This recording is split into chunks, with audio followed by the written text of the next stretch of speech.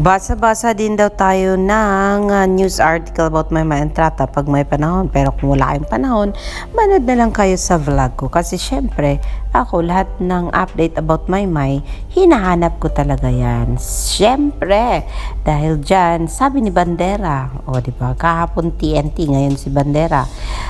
Basahin natin kung ano yung sinulat niya sa kanyang newspaper. Ito ay sa Inquirer.net.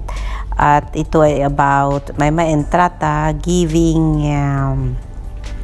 birthday message sa kanyang inay. Ang sabi dito, maraming netizens ang naantig sa birthday message ng actress model na si Maymay Entrata para sa kanyang nanay na si Mama Lorna. Sa Instagram ay ibinandera ni Maymay ang litrato nilang dalawa at ayon sa actress, ang nanay niya ang dahilan kaya nalampasan niya ang mga pagsubok na hinarap sa buhay. Happy birthday, Mama Lorna. Ikaw po ang pinakamalaking inspirasyon ko kung bakit nalampasan ko bawat pagsubok bilang isang breadwinner, sabi sa caption. Patuloy pa niya, inay kita pero ikaw pa yung nahihiyang humingi ng tulong mula sa akin. Kaya mas lalo akong ginaganahang ibigay po sa inyo lahat kasi na-appreciate mo po ang lahat ng pinaghirapan ko. Yan ang kinaption ni Maymay sa kanyang post sa Instagram na pa-birthday greetings niya para sa inay niya.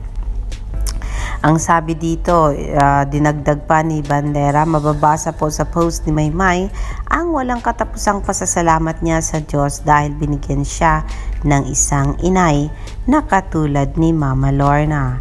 Wala sa katiting ang pinaghirapan ko sa pinagdaanan mo, Ma. Kaya habang buhay ako nasaludo at nagpapasalamat sa Panginoon na may ina at ama akong tulad mong mapagmahal, malakas ang loob at mapagpatawad. Mahal na mahal kita, Ma. Happy birthday. Yan ang sabi ng isang Marydale Maymay Entrata.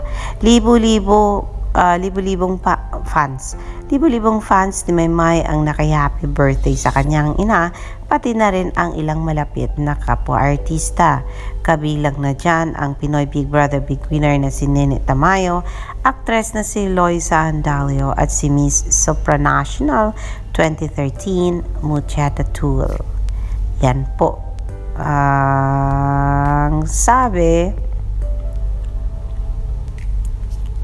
ni Bandera about Marydale Maymay Entrata.